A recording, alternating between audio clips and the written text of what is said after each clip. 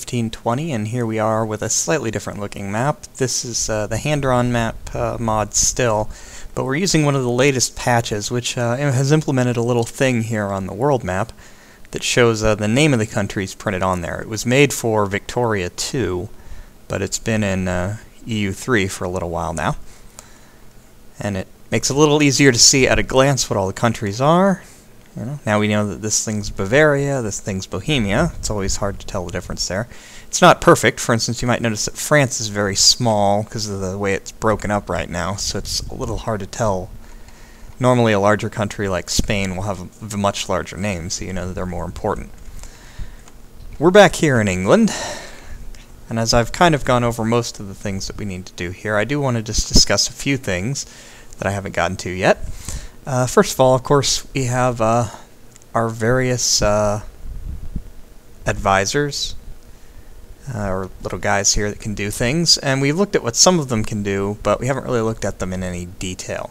So I do want to discuss just what each one of these little things does, and maybe do a little something with it. It's a little hard for colonists. As of 1520, there's really nowhere we can colonize, but the basic idea with colonizing is that you click on a province, and if it's not actually colonized by somebody, obviously Dublin here has plenty of people living in it already, but if it isn't claimed by someone, there'll be an option over on this side instead of this province view that allows you to send a colonist out there, and obviously you can only do that if you actually have a colonist.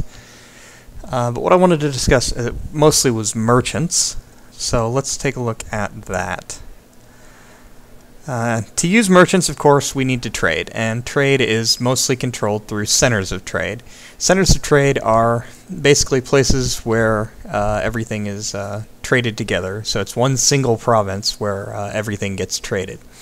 Now, it's a little hard to find them. You can see them on the map as these little bags and stacks of gold, so there's one here in Antwerp.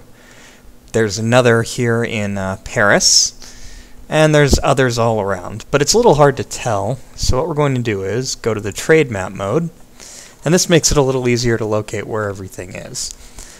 As you can see, most of England right now trades through the Hanseatic League in Lubeck, which is here.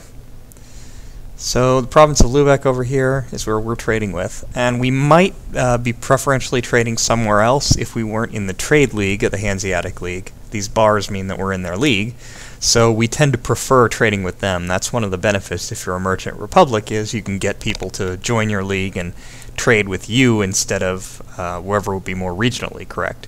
So for instance, down here we have our province of Kent.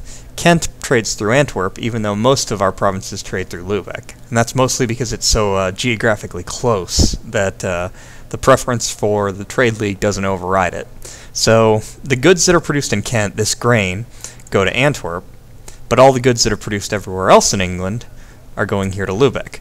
Now, you don't really need to locate the province to find out what's in it, because all you need to do is look here. That shows where it goes, shows who it belongs to, and we can just click on the button, and this will open up Lubeck. We don't need to look at this side for right now. This is just the diplomatic interface, which we'll get to. For now, we want to look at this side, which is trade. What we need to look at mostly are who's trading, what they're trading, and how much we're getting out of it. Now, right now, we don't have any merchants anywhere, not in Lubeck, not anywhere. So we can't really do a whole lot. As we can see, there's a large number of provinces who are trading their valuable money and goods through this center of trade, and that gives us a total value, 758.7. Now, in theory, if we were to control every single trade slot in this entire center of trade, we might get all this money, but there's a lot of factors that go into it, so you can't actually expect to be making all of this money all the time. In fact, even if you manage to take full control of the center of trade, for most of the game, you're never going to be getting anywhere near this amount of money. This is our trade value, and this value is generally accurate, although it may show a much lower number than it appears, even if we have a large amount of control. Unfortunately, since England's not trading through Lubeck at all, we're getting no share of the profits from our own trade, which is bad. We'd like to do that. There's a couple ways we can do that. But first, let's just discuss what all these things are.